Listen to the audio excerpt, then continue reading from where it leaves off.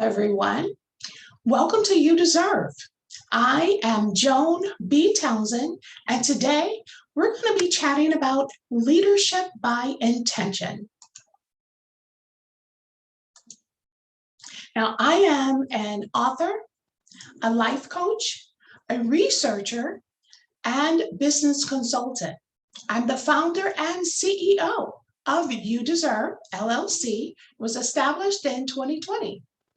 I am helping today's leaders reach tomorrow's goals. That is my passion. Now, how I got started in this, really, I just had too much time on my hand.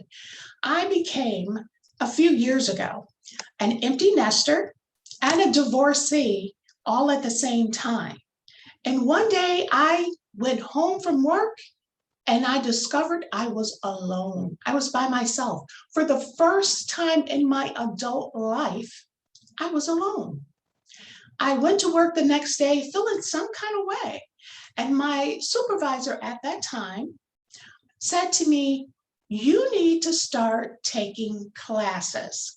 At the time, I was working for the Human Resources Department for the city of Suffolk, Virginia.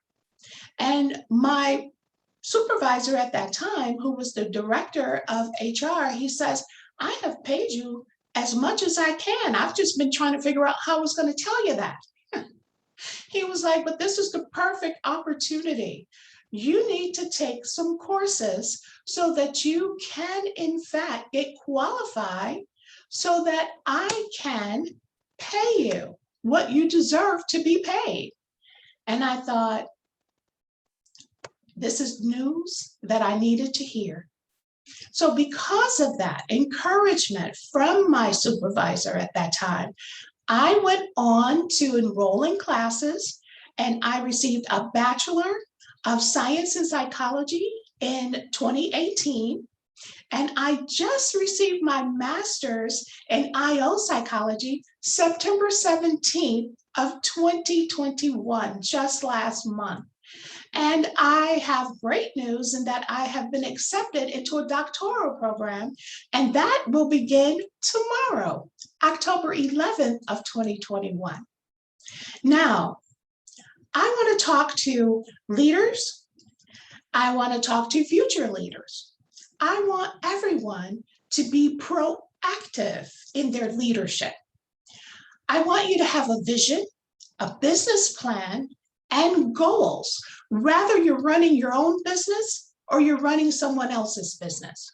I want you to write that information down for constant review, whether it's 1 year, 5 year, 10-year goals that you have planned. I want you to write it down, get it on paper, and leave space so that you can make needed adjustments, because everything is not going to happen exactly like you planned. There will be interruptions. So know that, prepare for that, and leave adjustments for that. Know what you need, when you will need it, and how much of it you will need. Whatever decision you make, own that decision, regardless of if it works the first time or the 10th time. You made the decision, you own it, you dissect it, you figure out what about that decision that didn't work. What about that decision worked that you could do even better? Now, when it comes to onboarding, whether you're onboarding new customers, new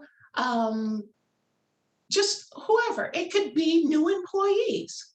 If you have new employees that you're onboarding onto your company's team, you want diversity, you want intelligence, you want skills, you want strengths, you want positive energy, inquisitiveness, you want them to be engaged, motivated, visionaries. So basically, that's going back to saying, know what you need and know what you want. Know the skills that you're looking for in individuals. Know the strengths that you're going to need for that individual. And by all means, have all of the individuals demonstrate positive energy. You don't want anyone that's going to bring your team down. Now, the most successful way to accomplish the above is to understand what you bring to the table. You've got to know you, understand yourself and the needs of those that are going to follow you will be more easily able to bring that out of them.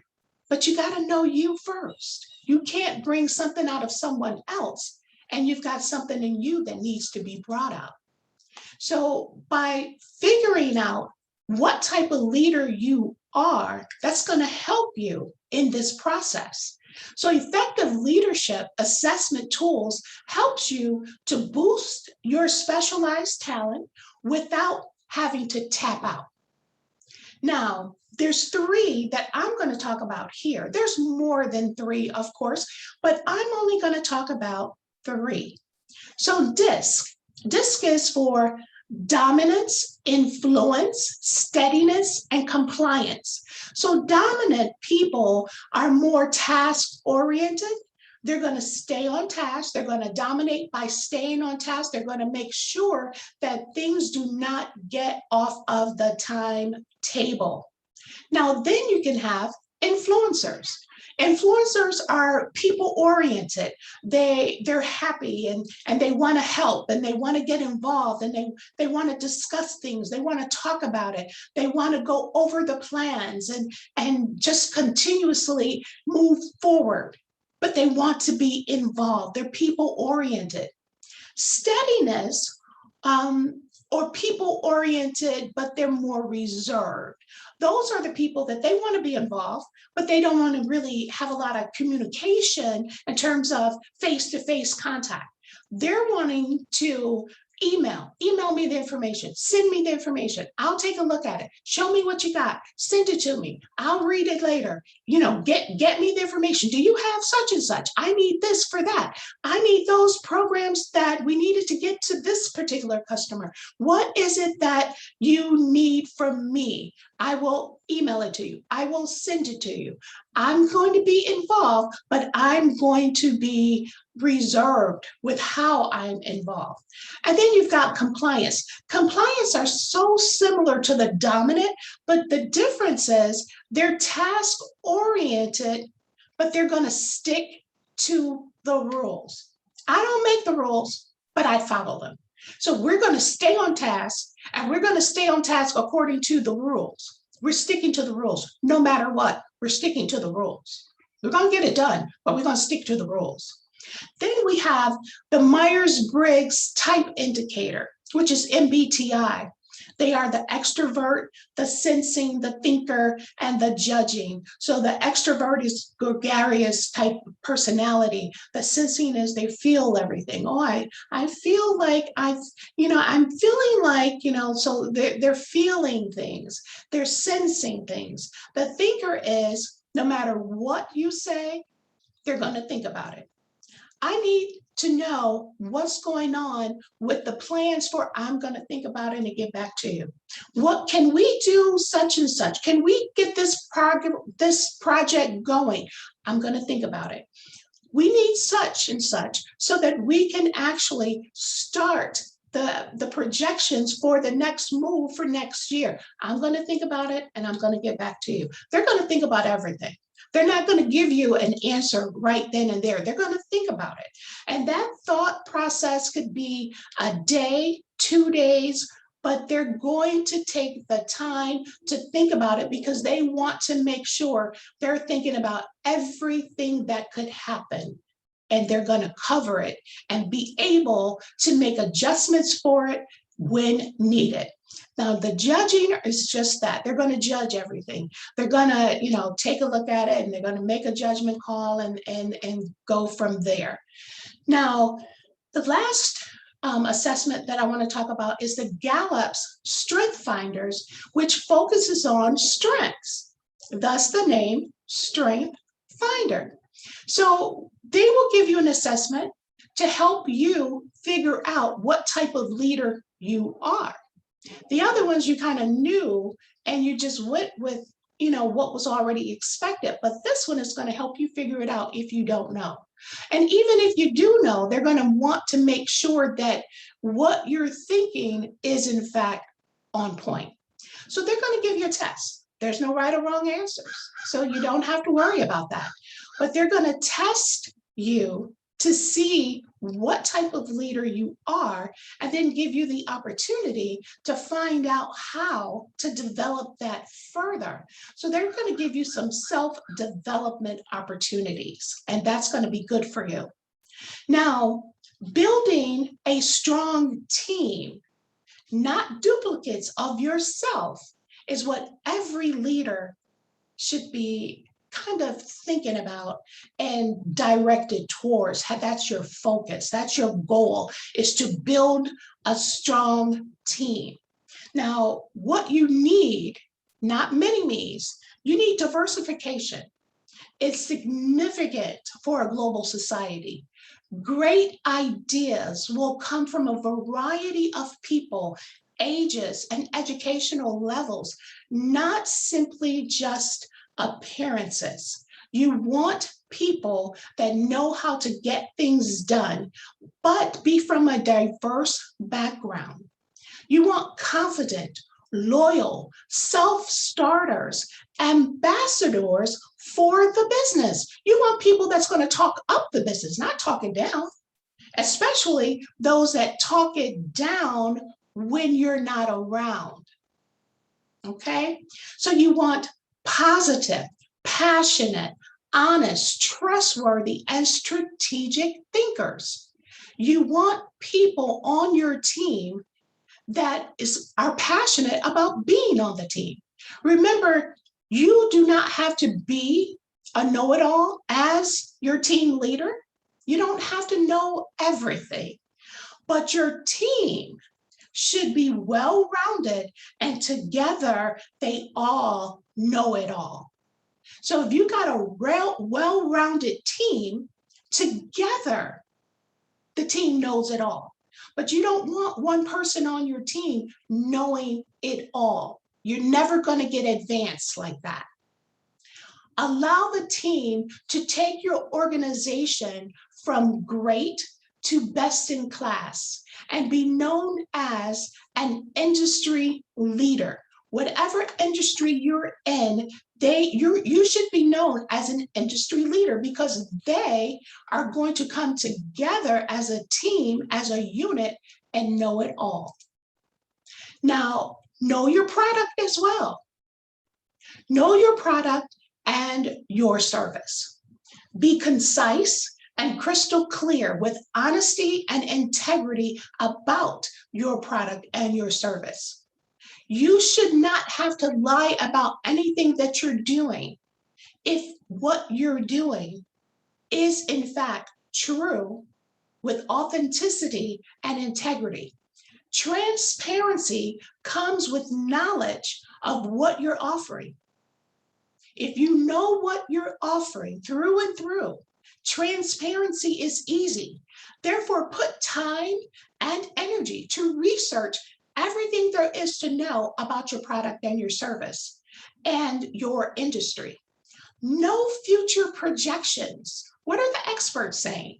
Know what breakthroughs are coming about, and know any AI possibilities for your product and services. We are now living in a 4.0 industrial revolution. Every industry should have some type of new AI product or service that they can offer to what you're offering to level up what you're doing. Know your competitors as well. You don't have to talk about them, but know who they are. And whatever it is that they're doing, make sure that you're doing it, but 10 times better. Know your competitors. Don't worry about them, just know them. Strong leaders are excellent visionaries. You want to pay attention. Study the cultural shifts and listen to the best practices. Find out what they are. Find out if you're already doing them. If you're doing them, what else could you do? Could you add? Could you subtract? What else could you do? Pay attention. Become a change agent by being forward thinking while staying true to your own vision. Now, base your opinions on truth and demonstrate your passion by the immense knowledge that you have on your product and service.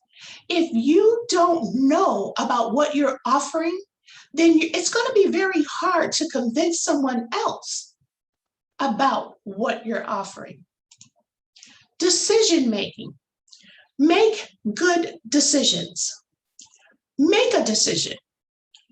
Whatever you do, be concise in your decision. Decisions are for the greater good of the company, for the team, not just simply your agenda.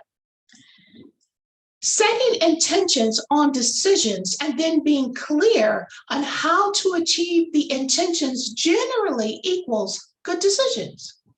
Make decisions that are true to your core values. And in times when pivoting is a must, and sometimes we have to pivot, realize that the pivot is simply an adjustment, not a mistake.